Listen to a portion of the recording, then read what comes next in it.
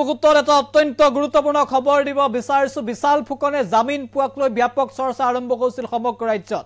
সামাজিক মাধ্যমতো সৃষ্টি হৈছিল ব্যাপক প্ৰতিক্ৰিয়া কিন্তু জামিন পালে এতিয়া মুকলি আকাশৰ তললৈ ওলাই আহিব নোৱাৰিব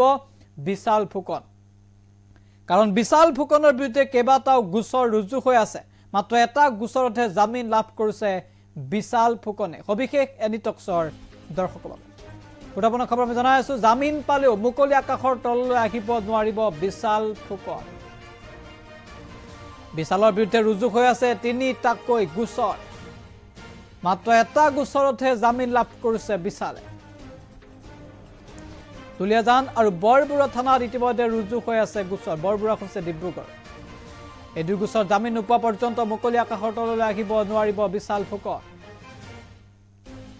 বিগ আপডেট আমি জনাইছো এই মুহূৰ্তত জামিন পালেও হয়তো মুকলি আকাশৰ তললৈ আহিব নোৱাৰিব বিশাল ফুকন কিয়নো বিশাল ফুকনে শেহতীয়াকৈ জামিন লাভ কৰিছিল আৰু গুৱাহাটী উচ্চ ন্যায়ালয়ে জামিন মঞ্জুৰ কৰিছিল বিশাল ফুকনৰ তাৰপিছত চৰ্চালৈ আহিছিল যে কেনেকৈ বা কিয়ৰ বাবে ইমান সোনকালে জামিন পালে বিশাল ফুকন ইয়াক লৈ ব্যাপক প্ৰতিক্ৰিয়াৰ সৃষ্টি কৰিছিল সৰ্বত্ৰ চৰ্চা আৰম্ভ হৈছিল কিন্তু বিশাল ফুকনৰ সন্মুখত যেন আন এক মহাবিপদ কিন্তু জামিন পালো এতিয়া মুকলি আকাশৰ তললৈ অহাৰ পথ একেবাৰে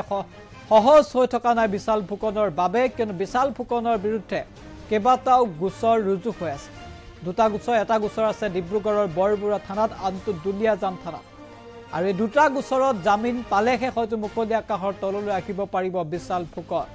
ইতিমধ্যে তাৰ্কিক বৰাও জামিন লাভ কৰিছে পিছে জামিন পোৱা নাই সুমি বৰাই কিন্তু সুমিয়ে জামিন নোপোৱাকৈ কেনেকৈ বিশালে জামিন পালে তাক লৈ চৰ্চা চলিছিল